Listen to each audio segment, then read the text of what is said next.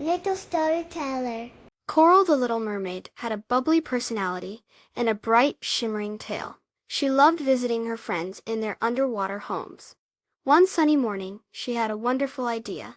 I will start a show, she giggled to a friendly sea turtle named Sheldon, whose shell had colorful stripes like a rainbow.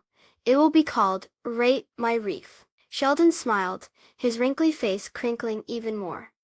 That sounds fantastic, Coral. Coral swam to the home of Ollie the octopus. Ollie lived in a cozy anemone that swayed gently in the ocean current. It had soft, pink tentacles that tickled as Coral swam by. "Welcome to Rate My Reef," Coral announced, her voice like tinkling seashells. "Ollie, your anemone is so snug, and the way you've arranged the shiny pebbles is very stylish." She gave Ollie's home a big thumbs up. Ollie blushed a little, his skin turning a soft purple. He wiggled his tentacles happily. "Thank you, Coral. I tried my best to make it comfy." Next, Coral visited Penelope the pufferfish. Penelope's home was a hollowed-out coral that looked like a tiny castle. Little starfish decorations clung to its sides.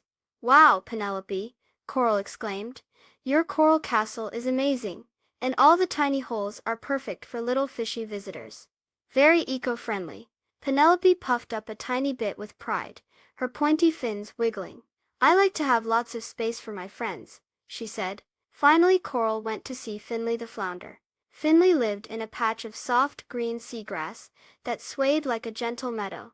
He had collected smooth, colorful shells and placed them around his home. "Finley," Coral said, her eyes wide with admiration, "your seagrass meadow is so peaceful, and all your pretty shells make it so welcoming."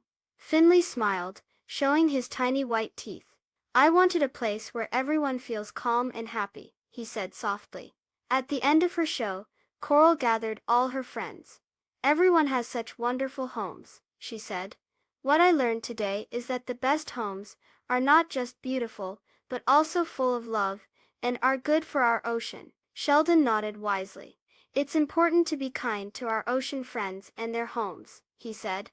Ollie, Penelope and Finley all agreed, their underwater world feeling even brighter and happier than before. Please subscribe. Thank you.